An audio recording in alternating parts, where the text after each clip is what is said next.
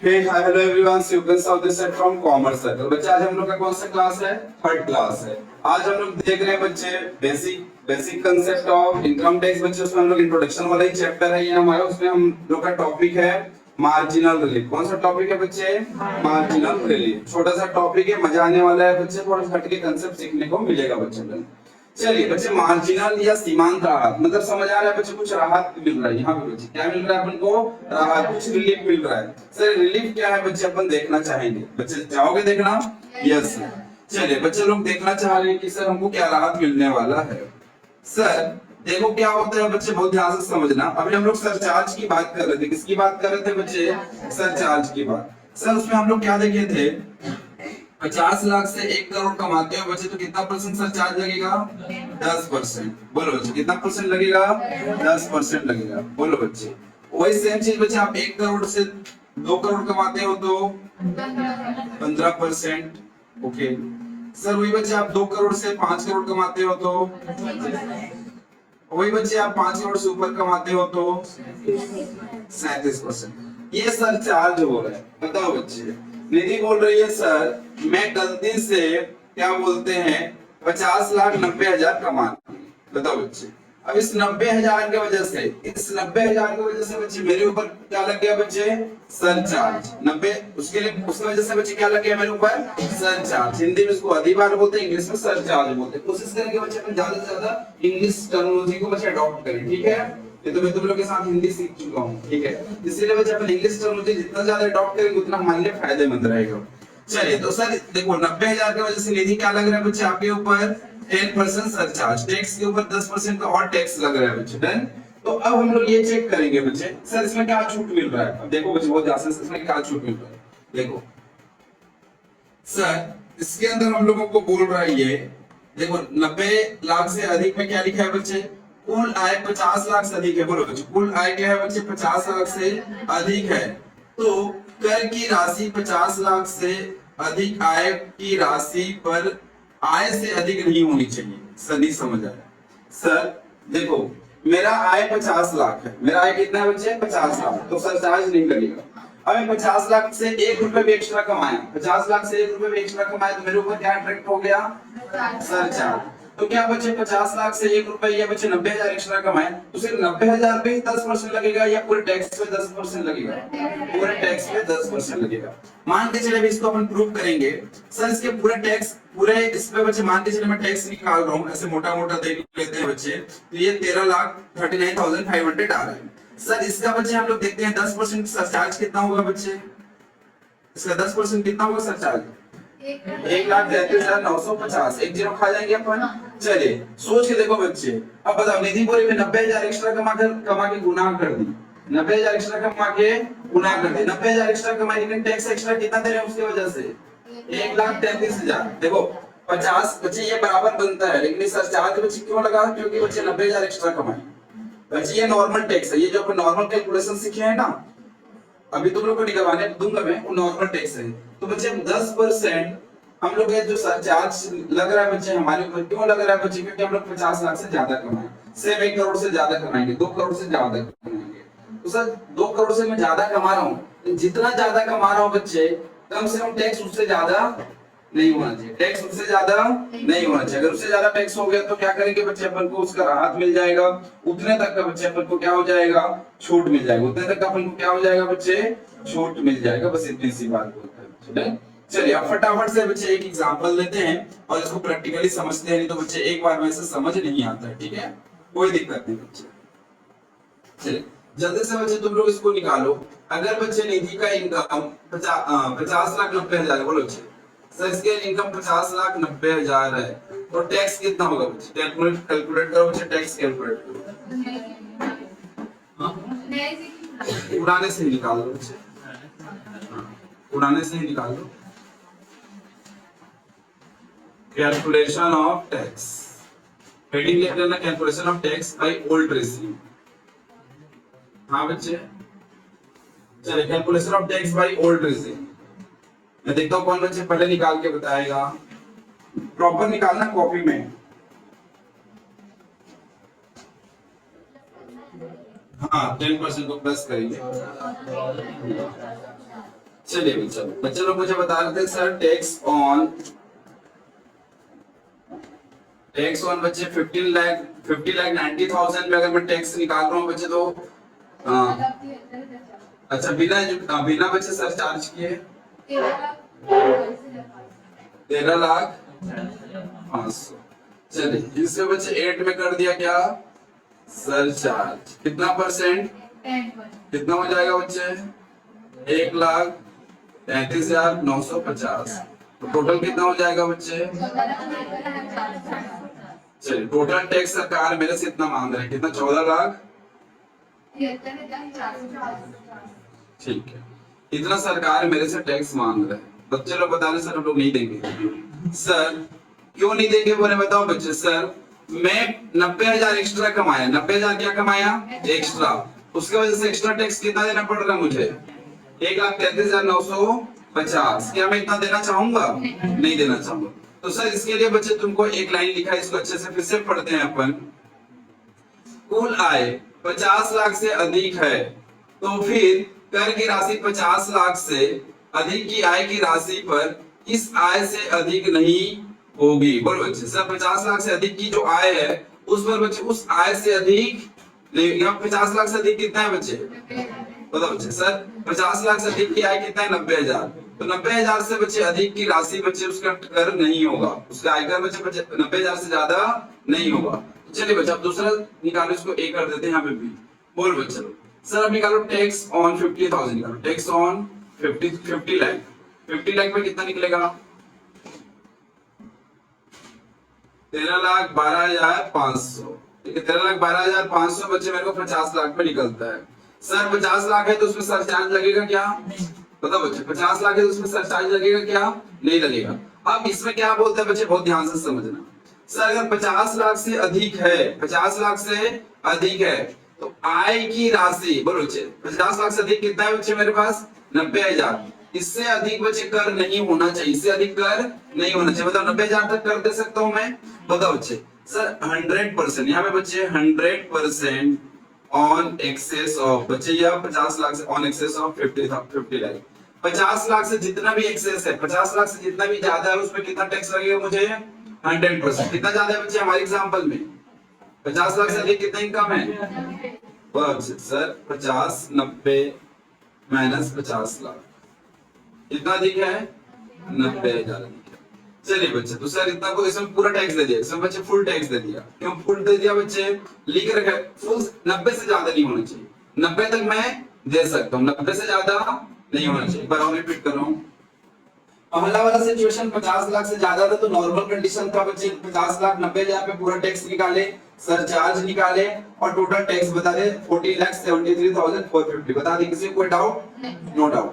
चलिए बच्चे अब आज की कहानी शुरू करते हैं। सर मुझे छूट के लिए अपन बच्चे एक दूसरा कांसेप्ट जो इसमें लिख रखा है बच्चे मार्जिनल रिलीफ वाला कि भैया आपका 50 लाख तो पूरा टैक्स दे दो 50 लाख से ऊपर कितना कमा रहे हो 90,000 को बच्चे 90,000 में कुछ परसेंटेज नहीं है 90,000 पूरा टैक्स दो 90,000 को पूरा टैक्स दो तो 90,000 में 100% टैक्स दे दो। 90,000 एक्स्ट्रा कमाया पूरा तो पूरा 90,000 सरकार को टैक्स के रूप में दे दिया। बताओ बच्चे सर 50 लाख का कितना टैक्स बनता है मेरा 13 लाख 13,12,000 तो उसमें कोई दिक्कत नहीं।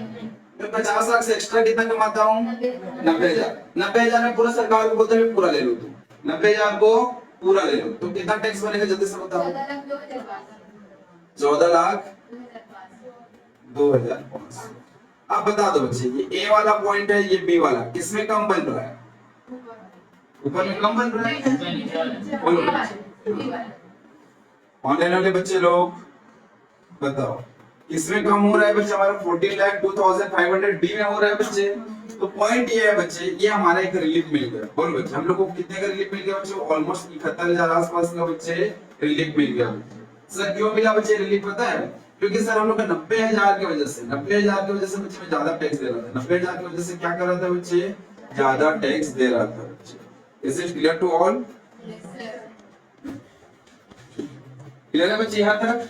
चलिए ये था बच्चे मार्जिनल रिलीफ का कंसेप्ट बच्चे ठीक है। एग्जाम में सर आने का चांसेस तो कम है ना के बराबर है बच्चे लेकिन ये आपको कहाँ नेट सेट में काम आ सकता है बच्चे इसलिए आपको क्लियर होना चाहिए। सर मार्जिनल रिलीफ क्या बोलते हैं, उसके पीछे का रीजन जानने की कोशिश करते हैं। क्या नाम बच्चे लास्ट? शुभम। शुभम बच्चा, मार्जिनल रिलीफ का प्रावधान लाने के पीछे गवर्नमेंट का क्या मंशा है? गवर्नमेंट क्यों लाया होगा? बोलो ये सर, ये रिलीफ क्यों दे रहा है गवर्नमेंट?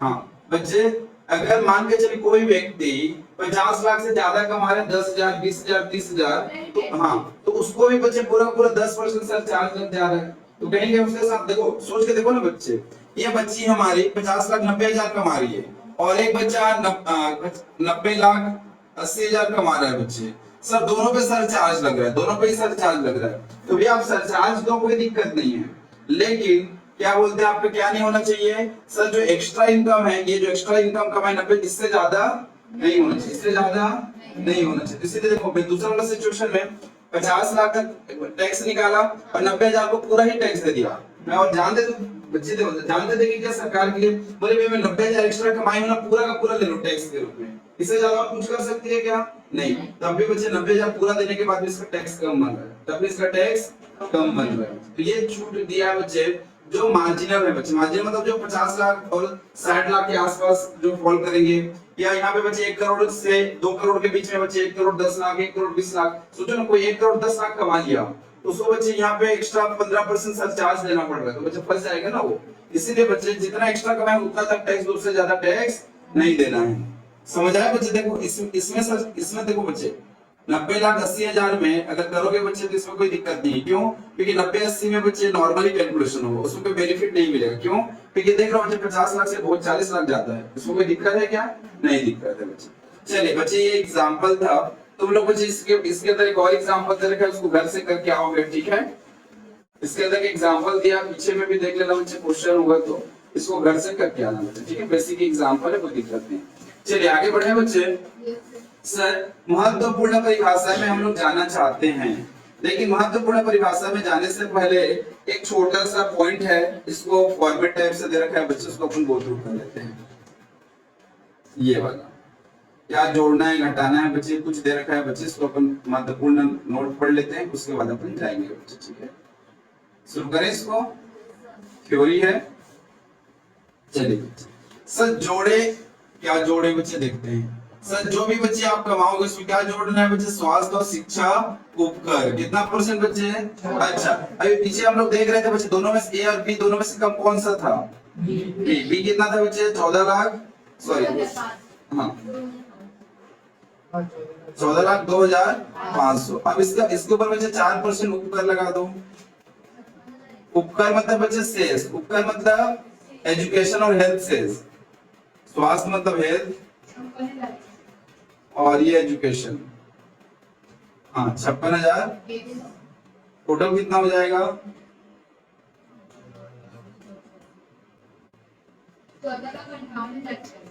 Very good. कितना सरकार को टैक्स देना पड़ेगा? किसी को कोई डाउट है बच्चे?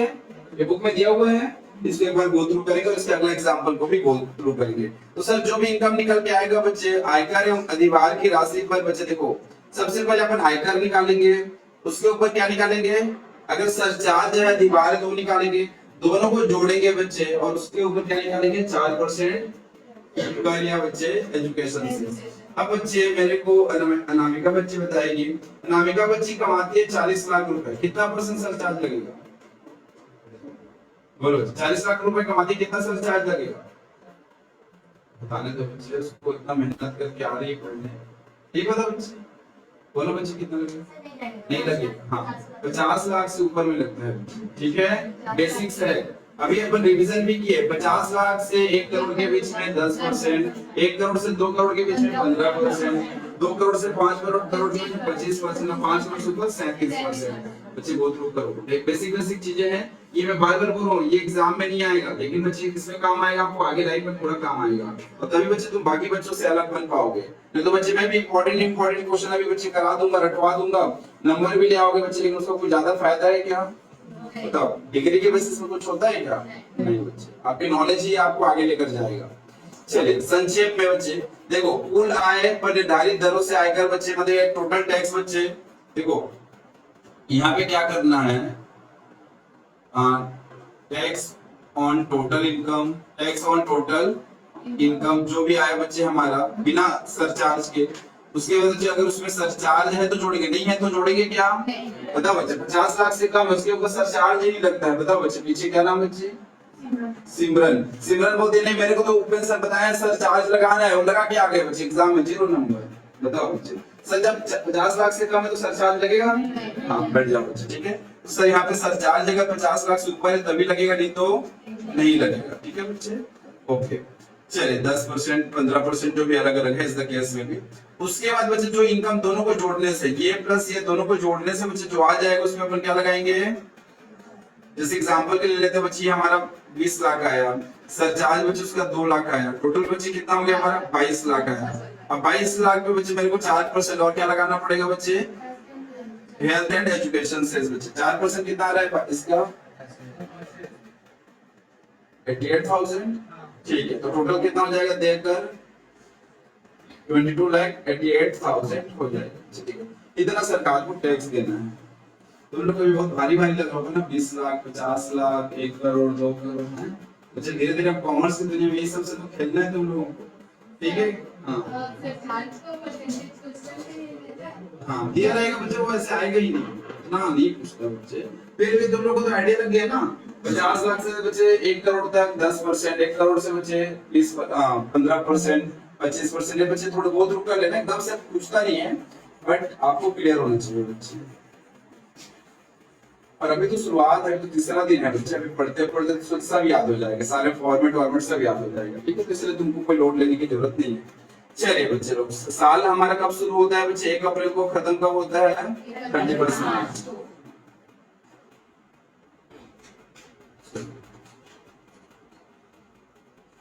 यहाँ पे वरिष्ठ लिख रखा भारत में निवासी बच्चे।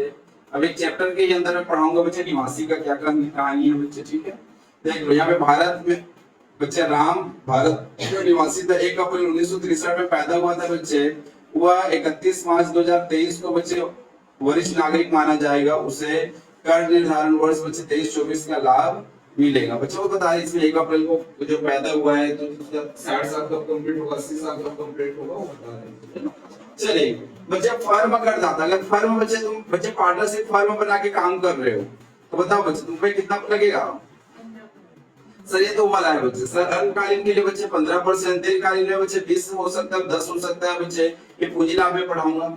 112 ए में बच्चे अगर दीर्घकालीन पूंजी लाभ है तो 10%, लॉटरी वर्ग पहले घोड़दौड़ बच्चे जो हॉर्स रेस वगैरह होते हैं ना उसमें कितना 30%।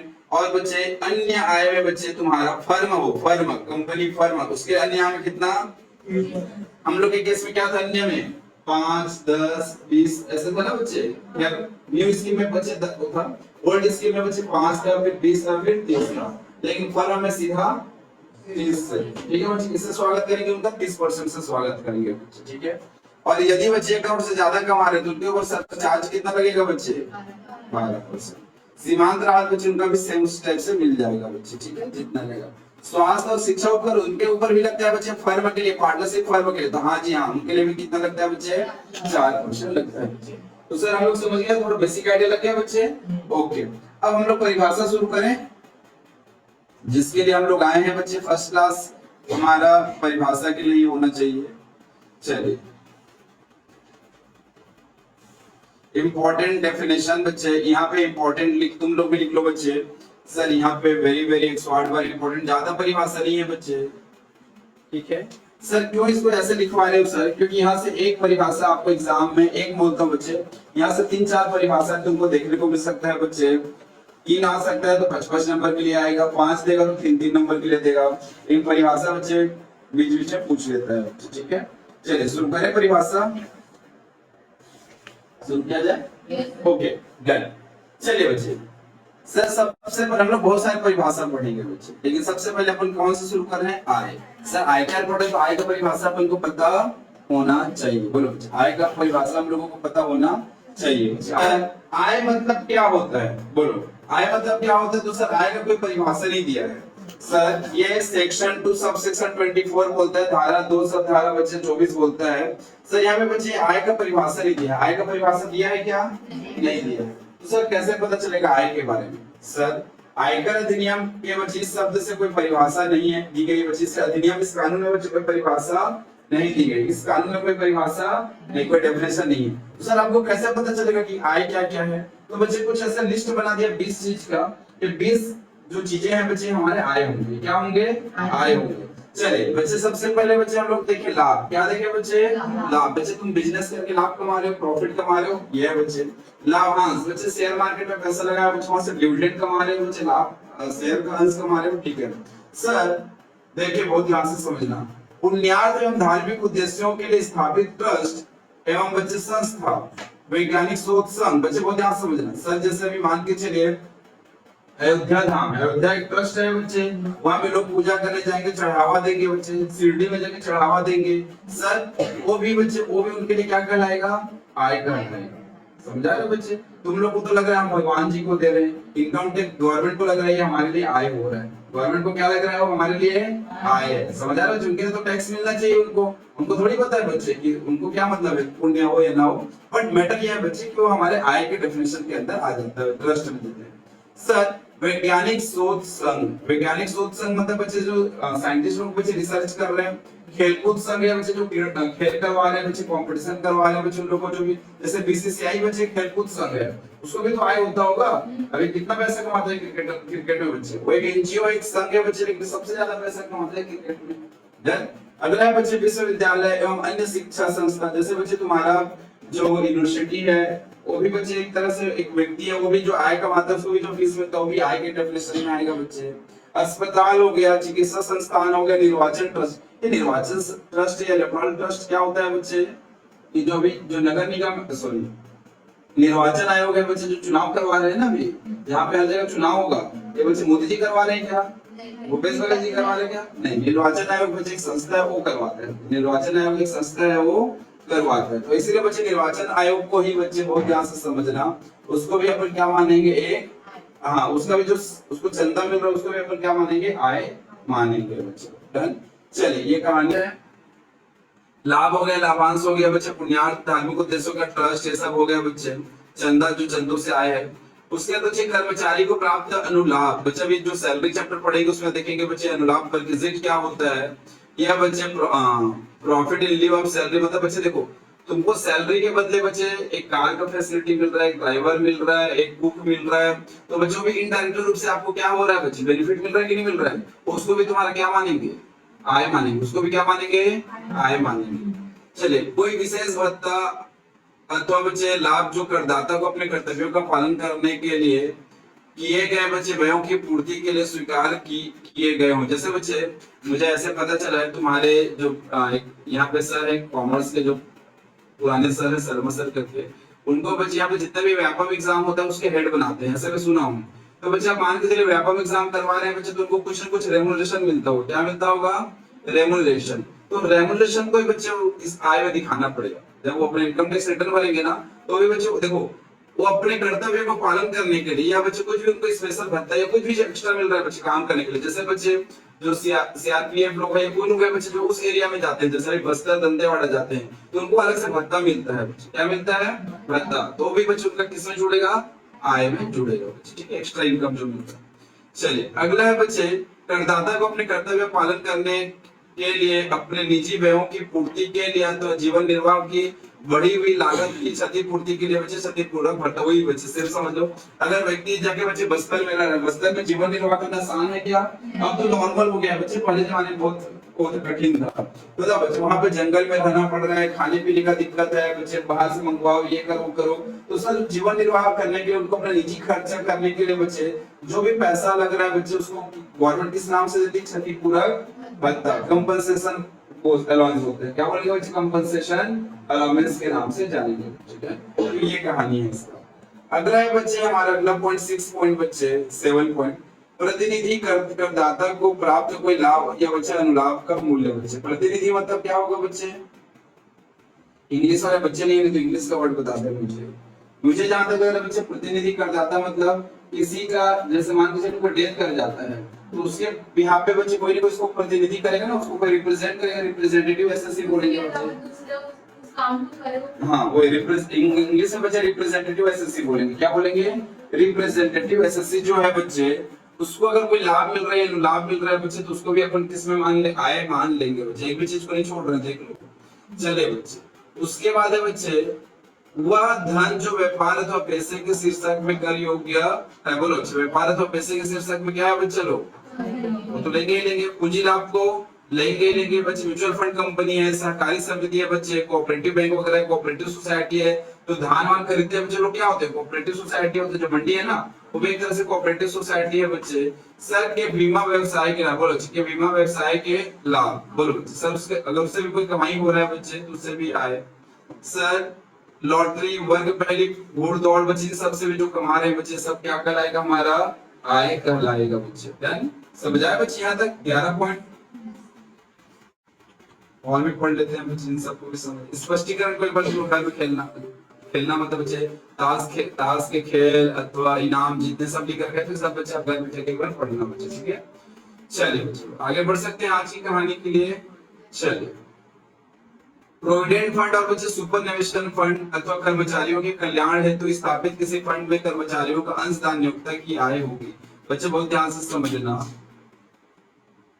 अगर बच्चे आप लोग प्रोविडेंट फंड, बच्चे कुछ अभी ये सब तुम लोग को सैलरी चैप्टर में पढ़ाऊंगा बच्चे, ठीक है। सैलरी में बता दूंगा कि सर अगर एम्प्लॉय के लिए कुछ पैसा डालते हैं बच्चे, तो वो भी क्या बोलते हैं, आय होती है। किसका आय होगा, कैसे होगा, अपन समझेंगे। चलिए, कीमैन बीमा पॉलिसी से प्राप्त कोई है बच्चे। कीमैन क्या होता है बच्चे, तो आइडिया कुछ, कंपनी का बच्चे जो जैसे मेन एमडी है, या कंपनी का जो मेन व्यक्ति जो कंपनी को चला रहा है, उसके इंश्योरेंस करवाते हैं, और ये बोल के कराते हैं कि कंपनी का खर्चा है। तो बच्चे इससे भी अगर वो कुछ आय हो गया बच्चे, इसका जैसे मान के चलिए मैच्योर हो गया इंश्योरेंस, तो उसको क्या मिलेगा बच्चे, पैसा मिलता है ना। तो पैसा भी बच्चे वहां पे आय मानेंगे बच्चे, ठीक है। चलिए, किसी सहकारी समिति के बैंक के व्यापार तो बच्चे सदस्यों के ऋण की सुविधा देने से व्यापार को लाभ। बच्चे सोचो, देखो बच्चे, किसी सहकारी समिति के बैंक के व्यापार से अथवा अपने सदस्यों को ऋण दिए थे बच्चे, उससे कुछ आपको लाभ हो रहा है बच्चे, वो यहाँ जाएगा।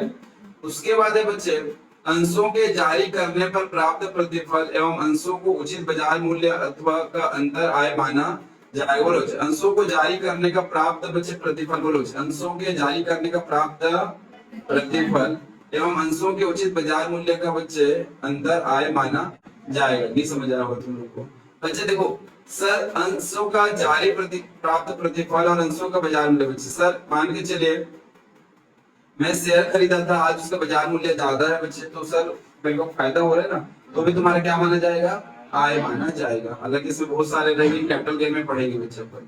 यदि पूंजी संपत्ति के अंतरण के लिए बातचीत के अनुक्रम में अग्रिम रूप से बच्चे कोई राशि दी गई है बच्चे, जब राशि बाद में जब्त कर ली जाती है, क्या होता है बताओ बच्चे। सर नाम में फिर से बोल के बच्चे क्या बोला पीछे, शुभम बच्चे एक जमीन खरीद रहा था बच्चे, मान के चलिए मेडिकल कॉलेज के बगल में बच्चे। उसके लिए बच्चे उसने पहले से क्या बोलते हैं, 20,000 रुपए दे दिया था, होता है ना बच्चे, बयाना बोलते हैं, ठीक है, बयाना 20,000 रुपए दे दिया है।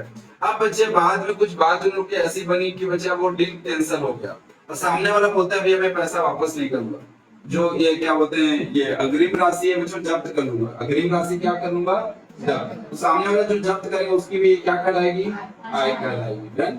चलिए बच्चे, यदि करदाता का केंद्रीय सरकार, राज्य सरकार या प्राधिकारी निकाय एवं एजेंसी से सहायता के रूप में बच्चे निम्न मिलता है, तो उसको भी बच्चे आय मानी जाएगी। जैसे बच्चे कुछ अनुदान, रोकड़ में प्रोत्साहन, शुल्क वापसी, शुल्क कुछ भी बच्चे सरकार बेनिफिट दे रहे हैं बच्चे, उसको अपन क्या मान लेंगे, आय मान लेंगे बच्चे, ठीक है।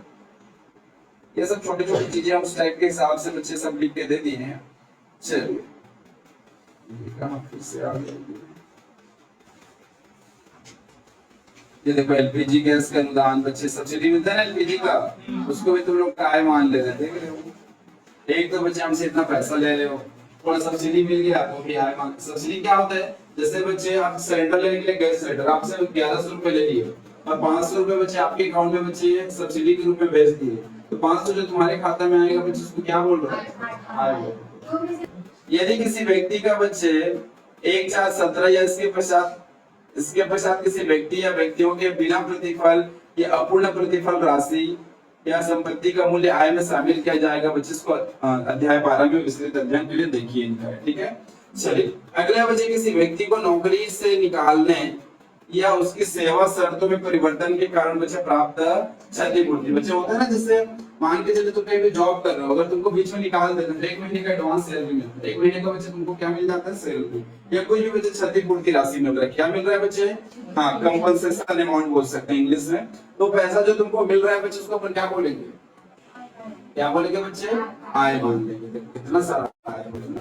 चलिए लास्ट है बच्चे, जिस तिथि को रहतिये को पूंजी संपत्ति में परिवर्तित किया गया है उस तिथि को रहतिये के उचित बाजार मूल्य। बच्चे नहीं समझे सर, मान के चलिए मेरे पास बच्चे कुछ स्टॉक रखा हुआ है, रहतिया मतलब स्टॉक ना। देखो बच्चे मान के चलिए मैं अजंता फर्नीचर, मेरे पास बहुत सारे फर्नीचर रखे हैं, फर्नीचर में बच्चे मेरा पूंजी संपत्ति है, स्टॉक है, क्या है बच्चे, स्टॉक है। अब बच्चे उस स्टॉक को बच्चे मैं किसमें कन्वर्ट कर रहा हूँ, पूंजी संपत्ति में। जिस दिन बच्चे उसको पूंजी संपत्ति में कन्वर्ट करूंगा उस दिन बच्चे उस तिथि को रहतिये का उचित बाजार मूल्य क्या है बच्चे, तो उस उचित बाजार मूल्य जो है बच्चे मेरा, उसमें भी बच्चे अपन कैलकुलेशन करते हैं कि कितना लेना है नहीं लेना है, उसमें भी आय का एक प्रावधान है बच्चे, ठीक है। चलिए सर, आय से आशय क्या है बच्चे, वास्तव में आय शब्द का तात्पर्य मौद्रिक आय से जो निश्चित साधनों से प्राप्त होती है। वे निश्चित साधन वेतन हो सकता है, मकान संपत्ति की आय हो सकता है, व्यापार पैसे से लाभ हो सकता है, पूंजी लाभ हो सकता है, या अन्य साधनों से आय हो सकता है। मेनली ये आय का मेन उद्देश्य है। अन्य महत्वपूर्ण बातें, सर आय की विशिष्ट साधन होना चाहिए। बोलो आय का कोई विशिष्ट साधन, कितने साधन देखे बच्चे अपन, 5। वो तो टाइप है बच्चे, इस टाइप के आय हो सकते बच्चे, बेसिकली 5। पहले बच्चे वेतन, मकान संपत्ति, व्यापार पैसे, पूंजी लाभ या अन्य साधन, इनमें से कोई होना चाहिए बच्चे, ठीक है। अच्छा बहुत ध्यान से समझना, अब तुम्हारे लायक काम बच जा रहा है। चलिए कानूनी ढंग से कमा रहे अच्छी बात है, गैर कानूनी ढंग से बच्चे भी कमाई गई कोई आय भी बच्चे क्या कहलाएगा, आय कहलाएगा। जैसे बच्चे देखो आयकर अधिनियम में कानूनी अथवा गैर कानूनी आय में कोई अंतर नहीं है। बताओ बच्चे, शुभम उस दिन बच्चे कुछ चोरी करके ले आया था बच्चे, तो उसका क्या वो आय भी आय माना जाएगा, यस और नो? यस। बोलो बच्चे, चोरी करने या डाकट डालने या तस्करी करने से जो आय है बच्चे वो भी आय की ही डेफिनेशन में आएगा। गैर कानूनी आय को कमाने का व्यय गैर कानूनी आय में स्वीकार्य, आय में से ही स्वीकार्य होगा बच्चे, ऐसा नहीं होता लेकिन देखो बच्चे, सर देखो मान के चलिए तुम कोई सा भी बिजनेस कर रहे हो, मान के चलिए बच्चे पार्लर चला रही है, तो पार्लर चलाने के लिए खर्चा करना पड़ता है। तो बच्चे मान के चलिए तुम्हारा सब कुछ करके बच्चे 10 लाख रुपए कमाई हुआ, उसमें तुम 6 लाख रुपए का खर्चा कर दिए, बच्चे होता सामान कितने का फायदा हुआ, 4 लाख का टैक्स देना होता है। तो सेम बच्चे यहाँ पे भी लिख रखा है, अगर गैर कानूनी आय को कमाने के लिए, बोलो बच्चे गैर कानूनी आय को भी कमाने के लिए, बोलो बच्चे सर अब मान के चलिए बंदूक खरीदा होगा, वो सब खरीदा होगा बच्चे, उसको भी कमाने के लिए बच्चे जो व्यय है वह गैर कानूनी आय में से ही स्वीकार्य होगा बच्चे। कैसे स्वीकार्य होगा बच्चे, मतलब मतलब इलीगल आय है बच्चे, इनकम टैक्स बोलता है। अगर बच्चे आप चोरी करने के लिए भी कुछ प्लानिंग किए होगे बच्चे, बंदूक खरीदो खट्टा वट्टा बच्चे, तो उसका खर्चा भी आप घटा सकते हो, लेकिन किसी इनकम से घटाओगे, गैर कानूनी वाले, गैर कानूनी आय, हाँ चोरी करके जो आय लाए हो बच्चे उसी में सब खर्चा को घटा दो, बच गया उसमें सरकार को क्या दे दो बोल रहा है। अच्छा तुम लोग एक चीज सुना बच्चे, ब्लैक मनी व्हाइट मनी क्या होता है बच्चे, ब्लैक मनी क्या होता है,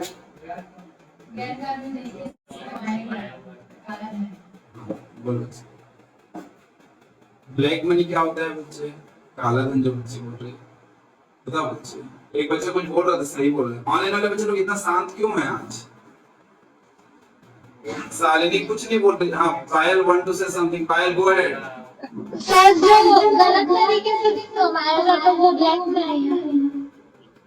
अच्छा वो तो इलीगल में आ जाएगा, गैर कानूनी आय हो जाएगा। हाँ बच्चा लोग ब्लैक मनी क्या होता है बहुत ध्यान से समझना। आप बच्चे पायल ईमानदारी से बच्चे मेहनत करके कमाए, बोलो बच्चे पायल एक प्रोफेसर है बच्चे, ठीक है, वो भी इनकम टैक्स की प्रोफेसर बन गई है, ठीक है। और बच्चे वो मान के चलो उसका सैलरी है बच्चे 2.5 लाख रुपए या 2 लाख रुपए महीने बच्चे, सर साल भर में कितना कमाई, 24 लाख। कितना कमाई, 24 लाख। अब 24 लाख में उसको टैक्स देना चाहिए था, बोलो बच्चे। बोले कि भाई मैं इनकम टैक्स के प्रोफेसर में तो टैक्स दूंगी नहीं। बताओ बच्चे, सर उसमें 1 रुपए भी टैक्स नहीं दी बच्चे, 1 रुपए भी टैक्स नहीं दी। बताओ बच्चे 24 से 24 लाख बच्चे उसका क्या व्हाइट मनी या ब्लैक मनी? Black money. बताओ कोई ईमानदारी से मेहनत कर करके पढ़ा के पैसा कमाइए बच्चे, वो गैर कानूनी था क्या? बताओ बच्चे गलत तरीके से कमाई है क्या? ईमानदारी से कमाई है, लेकिन बच्चे उसमें टैक्स नहीं दी बच्चे, इसलिए उसका नाम क्या कहलाया? Black money. आज के बाद कोई भी तुमसे पूछेगा भैया ब्लैक मनी मतलब क्या, तो बच्चे ऐसा कोई सा भी आय जिसमें आप सरकार को कर नहीं चुकाए हो, वो आय क्या कहलाएगा? बोलो बच्चे, ऐसा कोई भी आय जिसमें बच्चे तुम कर नहीं चुकाए हो, आय क्या कहलाएगा? ब्लैक मनी कहलाएगा। बोलो बच्चे, क्लियर है? लॉक कर दिया जाए? चलिए बच्चे, हाँ बच्चे, इसीलिए बच्चे तुम लोग क्या, कई लोग सुनते हैं लेकिन पता नहीं रहता ना बच्चे। अपन जैसे नेता लोग क्या करते हैं बच्चे, जो इधर उधर घूस का पैसा खाते हैं ना, वो सब बच्चे उसको बाहर जाके स्विट्जरलैंड बैंक में जाके डाल देते हैं बच्चे, स्विस बैंक वगैरह में जाके डाल देते हैं। क्या उसमें सरकार को कर देते हैं क्या? बताओ बच्चे, तो इसीलिए वो ब्लैक मनी कराते हैं। क्या कराता है? Black money. चलिए, क्या आवश्यक नहीं है कि आय नियमित रूप से साप्ताहिक, मासिक, त्रैमासिक की प्राप्त हो?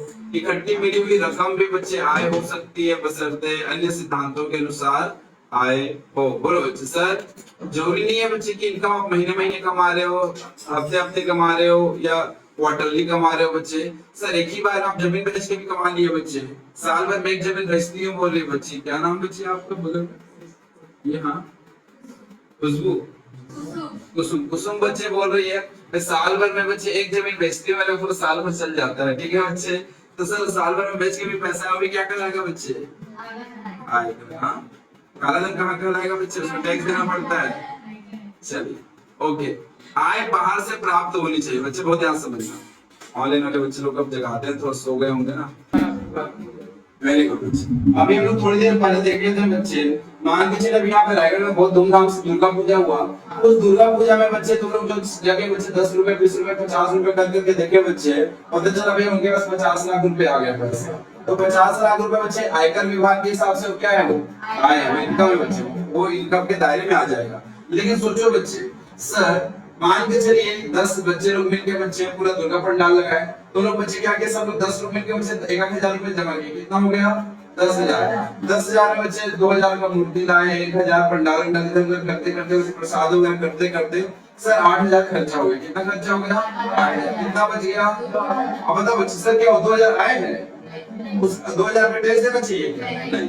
यही बोल रहे हैं बच्चे, आय ना बाहर से प्राप्त होनी चाहिए, बाहर चंदे के रूप में आए या कहीं किसी भी रूप में आए, खुद का पैसा नहीं होना चाहिए। बताओ खुद का पैसा जैसे होता है ना बच्चे, आजकल जैसे कॉलोनी बन गए हैं, कॉलोनी में क्या करते हैं बच्चे लोग ना, हर महीने 2,000-3,000 रुपए देते हैं पूरा मैनेज करने के लिए। मतलब जैसे वहाँ पे गार्डन को पेमेंट करना है, कोई गार्डनर है बच्चे, गार्डनिंग करवाना है, रिपेयर मेंटेनेंस करवाना है, उसके लिए उसको पैसा देते हैं बच्चे। डन। और बताओ बच्चे, सर सब लोग जमा किए थे बच्चे, मान के चलिए 20,000 हुआ था, उसमें से 15,000 खर्चा हुआ, तो सर इनकम टैक्स ऐसे थोड़ी बोलेगा 5,000 बचा लिया उसमें टैक्स दो, नहीं। वो खुद का बच्चे कंट्रीब्यूशन है, जिसके उतने सदस्य हैं वो लोग का आपस में दिया गया पैसा है बच्चे। डन। चलिए अगला बच्चे, यह आवश्यक नहीं कि आय मुद्रा के रूप में ही प्राप्त हो। चलिए बच्चे, सर मुद्रा तुल्य वस्तु सेवा के रूप में प्राप्ति की आय हो सकती है, प्राप्ति भी आय हो सकती है। वस्तु एवं सेवा के रूप में बच्चे प्राप्ति का मुद्रा में मूल्यांकन कर लिया जाता है, जैसे कि कर्मचारी को नियोक्ता से प्राप्त निःशुल्क मकान का बच्चे मूल्य भी आय माना जाता है। बोलो बच्चे, क्या नाम बच्चे आपका? श्वेता बच्ची, इसका जॉब लग गया है बच्चे, मान के चले रिलायंस में। ठीक है बच्चे, मुंबई गई बच्चे, आप बोल रहे कहाँ रहूं, फिर मुकेश अंबानी साहब बोला भैया आपको रहने का जगह मिल जाएगा। ठीक है, आपको बच्चे रिलायंस के जो क्वार्टर बने हैं बच्चे, उसी क्वार्टर जैसे जो बाहर से आते जॉब करने, जिंदा क्वार्टर देती है कि नहीं देती है, तो बच्चे ये भी मुंबई गए, वहां पे भी इसको क्वार्टर मिल गया। लेकिन टेंशन लेने की जरूरत नहीं है, इसमें वेतन से पैसा कट जाएगा। बच्चे कटेगा नहीं, क्या होता है मैं बता रहा हूँ। आपको बोला जाएगा भैया आपका 12 लाख रुपए का पैकेज है, कितना बोला? 12 लाख रुपए पैकेज है, लेकिन आपको मिल रहा है सिर्फ 8 लाख रुपए। सर 4 लाख क्यों नहीं दिए सर लोग? क्योंकि बच्चे उसी में से आपको रहने का व्यवस्था कराए, आपका सब चीज का खाने का व्यवस्था करवा रहे हैं, या बच्चे आपको आने जाने का व्यवस्था करा रहे हैं, तो फैसिलिटी के रूप में देते हैं। किस रूप में देते हैं? फैसिलिटी। तो आप बताओ बच्चे, तुम इनकम टैक्स को क्या बोलोगे? भैया मेरा 8 लाख रुपए इनकम हुआ बोलोगे या 12 लाख रुपए? इनकम टैक्स बोलता है भैया मैं तो 12 लाख ही लूंगा। भैया अगर आप 12 लाख कमाते तब भी तो खर्चा करते ही ना, बताओ 12 लाख कमाते तब भी तो खर्चा करते ही ना। इसीलिए बच्चे बोल रहे हैं भले ही बच्चे वो मुद्रा के रूप में प्राप्त हो या ना हो, जैसे कर्मचारी को उसके नियोक्ता, जो बच्चे जिसने हमारे केस में बच्चे मुकेश अंबानी ने श्वेता को बच्चे निःशुल्क मकान का मूल्य भी बच्चे मकान रहने के लिए दिया था, बच्चे क्वार्टर दिया था, वो भी बच्चे आय की परिभाषा में आ जाएगा। मेरे अकाउंट में तो 8 लाख आएगा, तो सरकार ने कैसे पता चलेगा कि मैं 12 लाख? हाँ बच्चे, तुम्हारा सैलरी स्लिप वगैरह सब जाएगा ना, तो तुमको बताना पड़ेगा। मेरे सैलरी स्लिप में पूरा बच्चे रिलायंस पूरा बना के भेजेगा, रिलायंस बना के भेजेगा भैया की बात ना, देखो तुम्हारा 8 लाख बच्चे कैश में गया है, इतना मकान सुविधा के रूप में दिया गया है, इतना इस रूप में दिया गया है, पूरा बच्चे पूरा सीट बनेगा बच्चे, और सीट जाएगा तो बच्चे वो इनकम टैक्स को भी भेजेगा रिलायंस, तो तुम छुपा थोड़ी सकते हो। नहीं देखो जी मेरा तो 8 लाख भाई रिलायंस भेज चुका है ऑलरेडी इनकम टैक्स को, डन।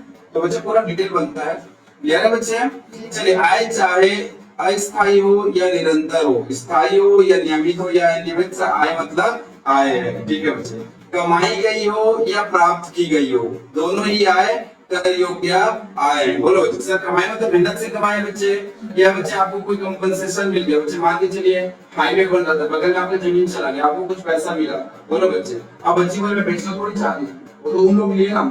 कमाई गई हो या प्राप्त की गई हो, प्राप्त हुआ ना आपको, कर देना पड़ेगा, कहीं भी नहीं छोड़ेंगे बच्चे, एक भी पॉइंट छूटने ना पाए, ठीक है। चलो सरकार जितना टैक्स लेने की व्यवस्था करे उतना बच्चे लोगों को कमाने का व्यवस्था कर देता है। चलिए अगला देखते हैं बच्चे, खर्चों की क्षतिपूर्ति आय नहीं मानी जाती है। देखो बच्चे यहाँ पे क्या लिखता है, वास्तविक यात्रा व्यय की क्षतिपूर्ति आय नहीं मानी जाएगी। बच्चे बहुत ध्यान से समझना। अभी श्वेता बच्चे एक मीटिंग अटेंड करने के लिए दिल्ली गई, बोलो बच्चे, रिलायंस की एक एम्प्लॉई है, वहां के अकाउंट ऑफिसर, एक मीटिंग अटेंड करने में बच्चे कहाँ गई, दिल्ली गई, बोलो बच्चे। सर उसको बच्चे वहां से मुंबई से बच्चे दिल्ली के लिए बच्चे फ्लाइट बुक कराया गया, फ्लाइट से गई बच्चे, वहां पे एक 5 स्टार होटल में रुकी है, सब कुछ बच्चे एकदम बढ़िया। सर उसके बच्चे आने जाने में बच्चे 50,000 रुपए खर्चा हुआ। कितना खर्चा हुआ, 50,000 रुपए खर्चा हुआ। अब बच्चे इसमें बोला जा रहा है भैया ये क्षतिपूर्ति आपको दिया गया है, आप इसमें सरकार को टैक्स दो। क्या बच्चे सरकार को टैक्स देंगे, अपने काम से गई थी नहीं, इसके काम से कंपनी का, ये बच्चे खुद के लिए है, बच्चे कंपनी के लिए है, इसीलिए बच्चे इसका आय के रूप में इसको नहीं जोड़ेंगे, इसके आय के रूप में नहीं जोड़ेंगे। मतलब ये बोलो बच्चे खर्चों की क्षतिपूर्ति, यहाँ पे बच्चे तुम अपने खाने के लिए मांगे हो क्या पैसा, नहीं बच्चे खर्चा, भाई तुम भेजेगा तो तुमको आने जाने का खर्चा देना पड़ेगा, वहां पे रहने का खर्चा देना पड़ेगा, तो खर्चों की क्षतिपूर्ति आय नहीं मानी जाती है, ध्यान रखना। सर लास्ट लास्ट करते करते भी कहाँ पहुंच गए ना, कितना खतरनाक आया ना। चलिए बच्चे इतना सोचो, बच्चे यदि किसी व्यक्ति की आय पर कानूनी रूप से बच्चे किसी दायित्व का भार लगा दिया गया है तो इतनी राशि उसकी आय नहीं मानी जाएगी। बच्चे बहुत ध्यान से समझना। सर आप बच्चे 50,000 रुपए कमाते हो, सर आप 50,000 रुपए बच्चे मान के चलिए किसी बच्चे के लिए, या कोई भी सरकारी रूप से बच्चे अगर आप मान के चलिए उसकी विधवा भाभी बोल रहा है, या बच्चे उसके मतलब वाइफ जैसे डाइवोर्स हो जाता है तो अलग अलग होते हैं बच्चे, उनको पेमेंट कर रहे हैं। अगर कोर्ट ने बोला भैया, न्यायालय ने बोला इतना रुपए आपको हर महीना उसको देना है, चाहे भाभी हो या खुद की मतलब बच्चे जो डाइवोर्स होने के बाद बच्चे खुद की पत्नी हो, उसको अगर आपको कुछ पैसा देना है तो तुम्हारा बच्चे आय माना जाएगा क्या, नहीं माना जाएगा। किसका आय माना जाएगा, वो जिसको मिलेगा बच्चे उसका आय माना जाएगा बच्चे। चलिए अगला है बच्चे, धर्मादा गौशाला आदि के संबंधित में बच्चे प्राप्तियां या अन्य आय नहीं होती है बच्चे, ठीक है। चलिए बच्चे कोई इस तरह से गौशाला है, धर्मादा बच्चे कोई धार्मिक काम के लिए बच्चे, अब ये एक बार देखना बच्चे क्या क्या चीज इसके अंदर आएगा। आदि के संबंध में प्राप्तियां बच्चे आय नहीं मानी जाएगी। बचत आय नहीं होती, बोलो बच्चे। सर हर साल बच्चे तुमने कुछ कुछ पैसा बचत कर रहे हो, जैसे बच्चे पति द्वारा पत्नी को घर खर्च के लिए दी गई राशि, धन राशि, अथवा बच्चे उसके निजी व्ययों के लिए दी गई बच्चे धनराशि में से यदि पत्नी कुछ बचत कर भी लेती है तो वह पत्नी की आय नहीं मानी जाएगी। बोलो बच्चे खतरनाक नहीं है। कोरोना टाइम पता चला ना बच्चे, कोरोना टाइम क्या हुआ सबको पता है। सर जब पैसा जमा कराना था बच्चे तो मम्मी लोगों के पास सबके पास पैसा निकला, कहाँ से निकला बच्चे, सर कुछ कुछ पैसा बचत कर करके रखी जाती थी बच्चे, ठीक है। अब मजबूरी था 500,000 रुपए जमा करना था तो निकालना पड़ा बच्चे, ठीक है। तो बच्चे क्या उनकी आय मानी जाएगी, बचत। लास्ट है बच्चे विवादास्पद आय। विवादास्पद आय मतलब बच्चे अभी भी इस आय में क्या है, विवाद है, ये हो भी सकता है और नहीं। यदि किसी आय के संबंध में यह विवादास्पद है, यह आय किसकी है, तो यह आय उस व्यक्ति की मानी जाएगी जिसके प्राप्त होती। मान लीजिए चलिए बच्चे ये घर है, उस घर में बच्चे लड़ाई चल रहा है कि भाई दो भाई के बीच में क्या हो रहा है, लड़ाई चल रहा है कि ये मेरा घर है, या वो बोलता है ये मेरा घर है। कहानी में ट्विस्ट ये आया कि भाई अब उसको मान के चले भी दोनों के बीच में विवाद है, कोर्ट में केस चल रहा है, लेकिन बड़ा भाई ने बच्चे उसमें अभी क्या कर रखा है, कब्जा कर रखा है। अब बच्चे उसको किराए में दे दिया, किराए से जो भी बच्चे आय प्राप्त हो रहा है उसमें छोटा भाई को टैक्स देना चाहिए, बड़ा भाई को टैक्स देना चाहिए, दोनों को देना चाहिए। बड़े भाई जिसके कब्जे में है उसको देना पड़ेगा, जिसको आय प्राप्त हो रहा है उसको देना पड़ेगा। बोलो चलो, पक्का क्लियर हुआ बच्चे यहाँ तक सारे बच्चे? चलिए अब अगला चलते हैं बच्चे, सकल कुलाय। थक गए बच्चे तुम लोग? चलिए एक बार पानी वानी पी लो, फिर उसके बाद बच्चे अपन सकल कुलाय शुरू करेंगे। चलिए शुरू करें। चलिए बच्चे, सकल कुल आय धारा 80B के अंदर लिखा है बच्चे। तो तुम लोग को थोड़ा सा हिंट दे दिया था सकल कुल आय के बारे में। हाँ क्षतिपूर्ति मिलता है। हाँ हाँ बच्चे उसको निकालते हैं, क्या बोलते हैं, जैसे जमीन का कीमत थी बच्चे, मान के चलो ऐसे एग्जांपल लेते हैं 10 लाख। हाँ 10 लाख रुपए बच्चे हमारे जमीन की कीमत थी, उसके लिए गवर्नमेंट ने बच्चे हमको 15 लाख रुपए दिया, तो 5 लाख रुपए बच्चे तुम्हारा कैपिटल गेन हो जाता है, पूंजी लाभ हो जाता है। क्या हो जाता है ये?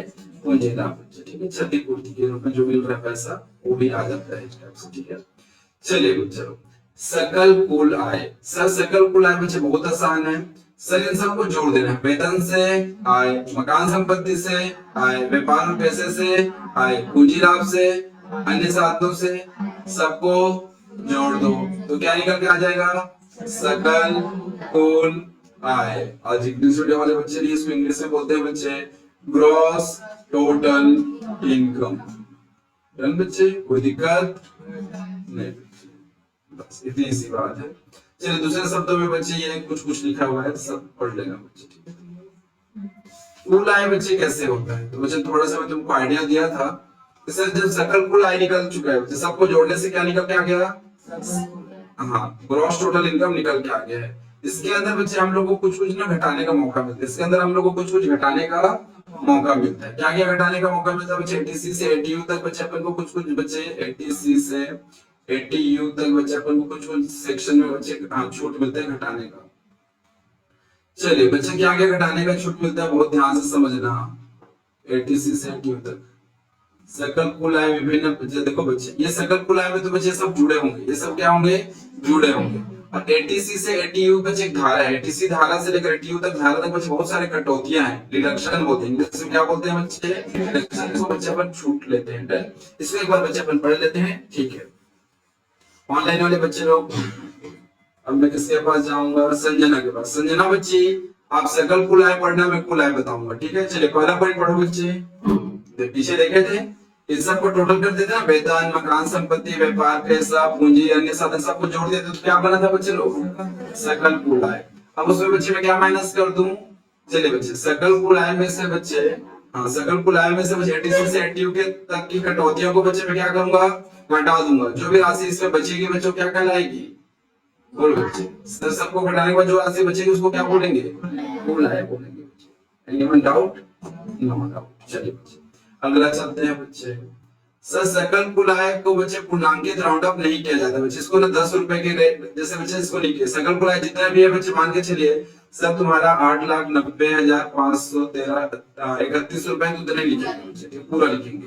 लेकिन जब मैं कुल आय निकालूंगा बच्चे तो उसको 10 के निकटतम गुणा तक बच्चे उसको क्या कर दिया जाता है बच्चे? राउंड अप कर दिया जाता है। 10 के निकटतम गुणा तक।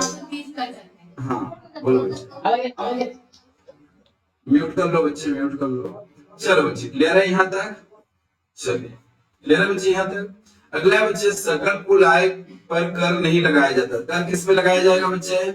कुल आय पर। हाँ सकल देखो ग्रॉस टोटल इनकम निकल के आ गया था बच्चे 8 लाख रुपए, इसमें डिडक्शन छूट मिल गया बच्चे आपको 1.5 लाख रुपए। तो कितना बचा? टोटल इनकम में टैक्सेबल इनकम कितना बचा? जल्दी से बताओ बच्चे। 6.5 लाख कितना पे टैक्स लगेगा?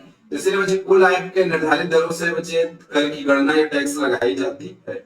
सकल कुल आय बच्चे किसी भी दशा में कुल आय से कम नहीं हो सकती, और बच्चे कुल आय सकल कुल आय के बराबर या कम होती है। बोलो सकल कुल, देखो कुल आय सकल कुल आय के बराबर हो सकती है या उससे कम हो सकती है बच्चे, ठीक है।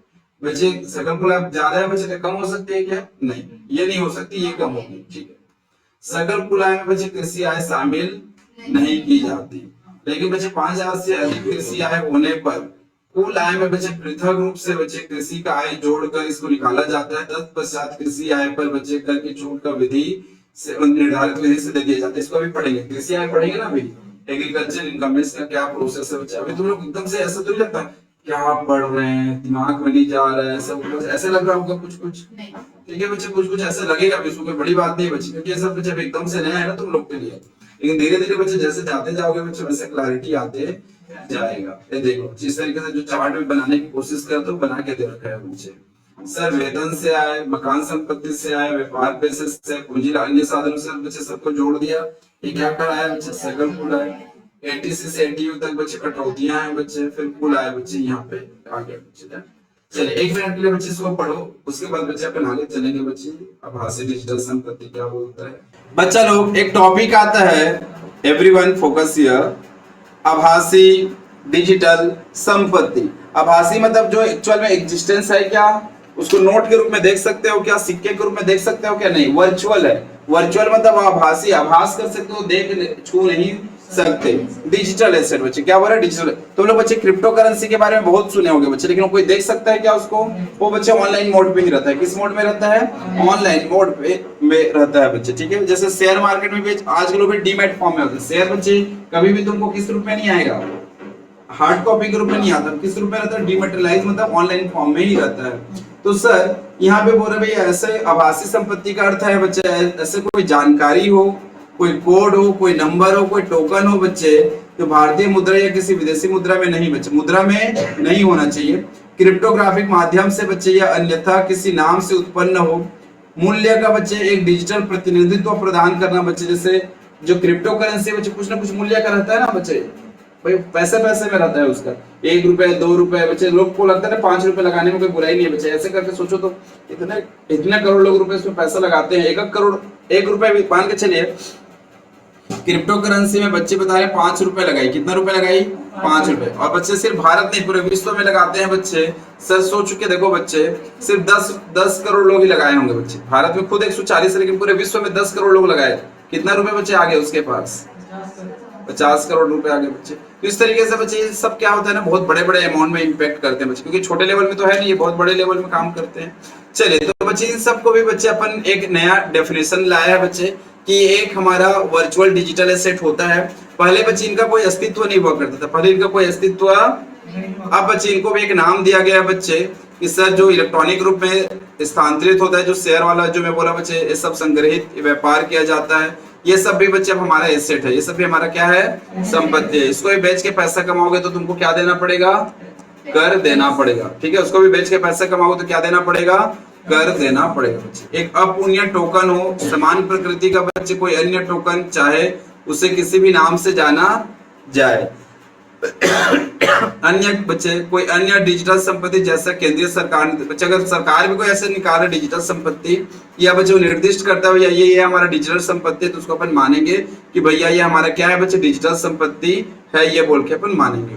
बस शर्त है कि केंद्रीय सरकार कुछ शर्तों के अंतर्गत आभासी डिजिटल संपत्ति की परिभाषा से किसी भी डिजिटल संपत्ति को बच्चे बाहर कर सकती है। बोलो बच्चे, सर केंद्रीय सरकार कुछ शर्तों के अंतर्गत बच्चे डिजिटल संपत्ति के अंदर भी डाल सकती है, तो कुछ को बच्चे क्या कर सकती है, उसके बाहर ला सकती है। तो ये बच्चा हमारा डिजिटल संपत्ति जो आज के डेट में ट्रेंड में है बच्चे, इसलिए इसको दिया गया है, ठीक है।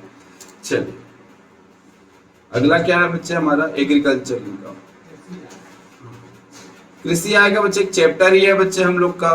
कृषि आय का बच्चे क्या है, हमारा एक प्रॉपर चैप्टर ही है बच्चे, ठीक है। हाँ बच्चे चलो आज यही तक करते हैं। कल बच्चे अब तुम लोग ना एक बार इसको पढ़ के आना, क्या बोलते हैं कैजुअल इनकम कुछ नहीं बच्चे, लॉटरी वगैरह कभी कभार जो जीत जाते हैं बच्चों, हमारे क्या होगा, देखो सैलरी कमा रहे हो, रेगुलर इनकम, सैलरी कमा रहे हो क्या है बच्चे, लेकिन लॉटरी जीत रहे हो बच्चों, क्या होगा तुम्हारा, देखो कितना खतरनाक है। किसी खोए हुए बच्चों को ढूंढ कर लाने वाले को मिला हुआ इनाम क्या कहलाएगा बच्चे, बच्चे रोज ढूंढ, बताओ बच्चे तुम लोग का काम रोज ढूंढने का है क्या, नहीं रोज एक बच्चे को ढूंढता हूँ सर, मेरे को हर दिन इतना पैसा कमाता हूँ, ये नहीं है। ये सब बच्चे आकस्मिक आय है, एक बार बच्चे इसको रीड करके आना, थ्योरी ये है। फिर करदाता देखेंगे, एसएससी देखेंगे, व्यक्ति देखेंगे, प्रीवियस ईयर देखेंगे, और कल बच्चे चैप्टर फाइनली हमारा खत्म हो जाएगा। देन कल इस चैप्टर को फाइनली खत्म करें। चलिए बच्चे बाय, बच्चे लोग अपना ख्याल रखेंगे, मस्त रहेंगे और पढ़ते रहेंगे।